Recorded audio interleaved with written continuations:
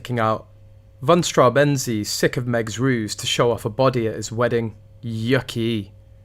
Rose van Cutsem, whose daughter Grace was a bridesmaid at William and Kate's wedding, shared a link to a newspaper article in which Samuel, a friend of Princess Diana, whose godmother to Prince George, wrote about the perils of promiscuous honesty and said, "We shouldn't be venting all of our feelings to all people." Looks like the Straubenzee brothers already picked their side. That's why Harry didn't mention the name at all, only Emilie and Hugh's boys repeatedly. The older brother was William's best man, as Harry complained in Spare, and the younger one, Henry, was Harry's good friend. In Spare, he talks about how Henry died when he was 18 in a car crash, and just like Mummy, hadn't been wearing a seatbelt.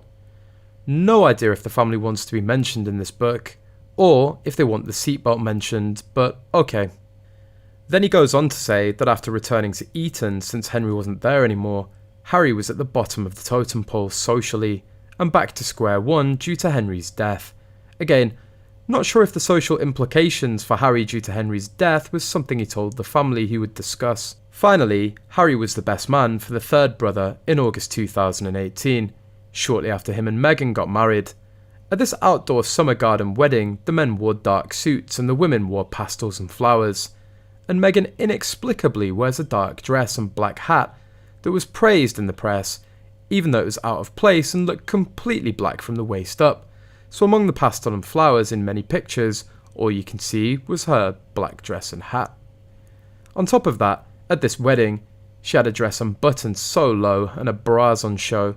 Some people called her out on it, but there was some pushback that she was modern and that we've all been there.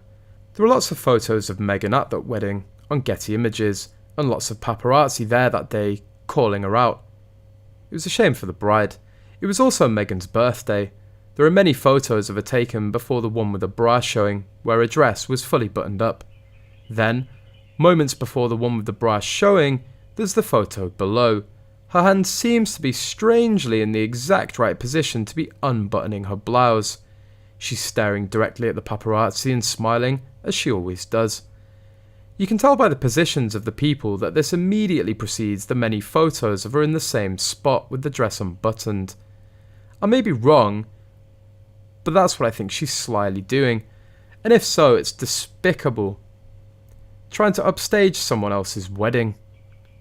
Another point to make is the wedding reception was held in a field, and she was wearing stilettos, totally unsuitable footwear. Finally, at the annual fundraiser memorial for Henry, the von Straubenzee brother that died, Meghan and Harry attended, and Harry chose the von Straubenzee platform to talk about poverty and education, and to discuss how Meghan cares about menstruation. As my wife said many years ago when working on menstrual health and health education, this is not about periods, but potential. Then, Meghan reads a poem about activism at the memorial. I can't even imagine what this family thinks about Harry and Meghan. I would think they're still close to William and Catherine, especially the older brother who was William's best man, so there is that. She wanted us to say, oh, okay, yeah, that makes sense. I'll stop pointing out that she can't follow protocol,